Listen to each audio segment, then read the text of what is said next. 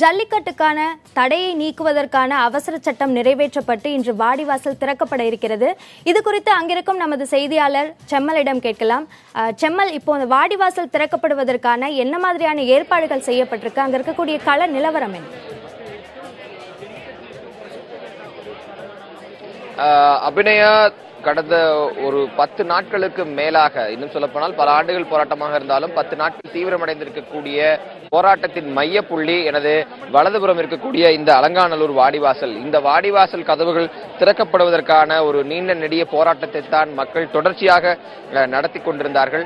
நேற்று தமிழக அரசு பிறப்பித்திருக்கக்கூடிய அவசர சட்டம் அமலுக்கு வந்து இன்று வாடிவாசல் திறந்து காளைகள் அவிழ்த்து விடப்படும் என்று முதலமைச்சர் பன்னீர்செல்வம் அறிவித்திருக்கக்கூடிய நிலையில் தற்போது அந்த பகுதியில் போலீசார் பாதுகாப்பு பணியில் ஈடுபடுத்தப்பட்டிருக்கிறார்கள். வாடிவாசலுக்கு இருந்து ஒரு 10 மீட்டர் அளவில் பேரிகார்டுகள் அமைக்கப்பட்டு அந்த இடம் என்பது போலீஸ் கட்டுப்பாட்டுக்குள் கொண்டு வரப்பட்டிருக்கிறது. ஆனால் மறுபுறத்தில் எனது இடதுபுறத்தில் நீங்களே நேரடியாக காட்சியில் பார்க்கலாம்.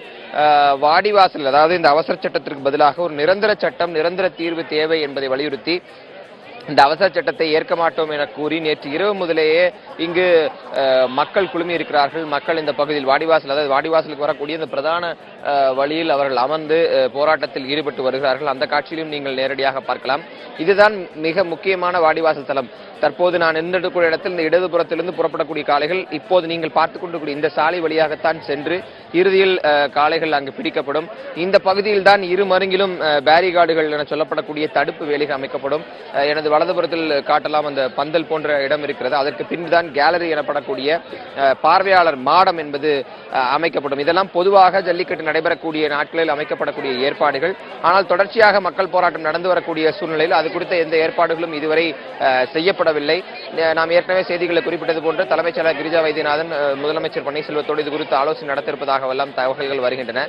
இந்த சூழலில் களம் ஊடகவியலாளர்கள் என பலரும் வந்து தயாராக இருந்தாலும் கூட மக்கள் தொடர்ச்சியாக இந்த பகுதியில் அமர்ந்திருக்கின்ற காரணத்தினால், மக்கள் போராட்டம் தொடர்ந்து கொண்டிருக்கின்ற காரணத்தினால் சில அடிப்படை வேலைகள் மட்டுமே நடந்திருக்கின்றன. இன்னும் பெரும்பாலான வேலைகள் ஜல்லிக்கட்டு தொடர்பாக இந்த களத்தில் நடக்க வேண்டியது இருக்கிறது என்றுதான் நாம் பார்க்க முடிகிறது. இந்த பகுதியை பொறுத்தவரை இதுதான் மிக முக்கியமான பகுதி. நான் ஏற்கனவே குறிப்பிட்டது போன்று மீண்டும் ஒரு முறை அதை நான் உங்களுக்கு காட்சியிலாக விளக்கலாம். அதாவது இந்த வாடிவாசல் பகுதியிலிருந்து எனது வலதுபுறத்தில் இருக்கக்கூடிய இந்த வாடிவாசல் பகுதியை மீண்டும் நம்ம ஒளிப்பதால் சதீஷ் உங்களுக்கு காட்டுவார்.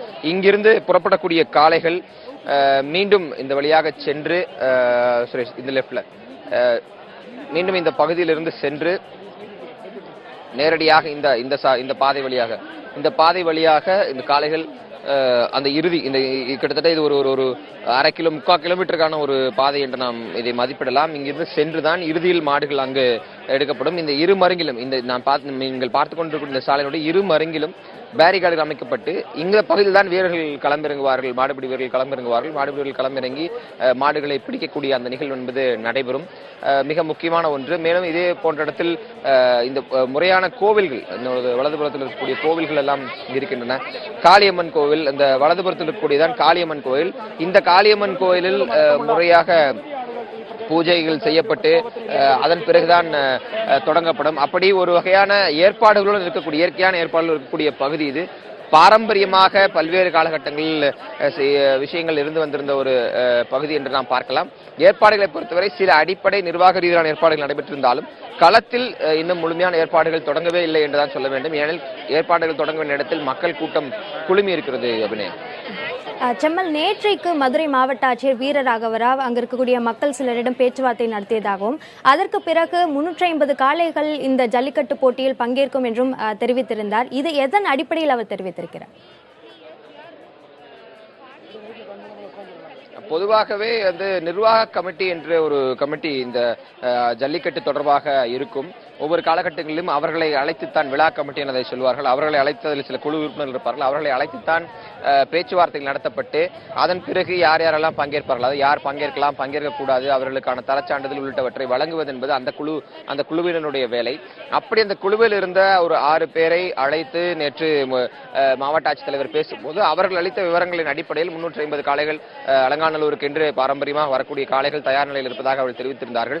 அதை அடிப்படையாக கொண்டுதான் மாவட்ட ஆட்சித்தலைவர் வீரராகவோ அந்த ஒரு தகவலை வெளியிட்டிருந்தார்.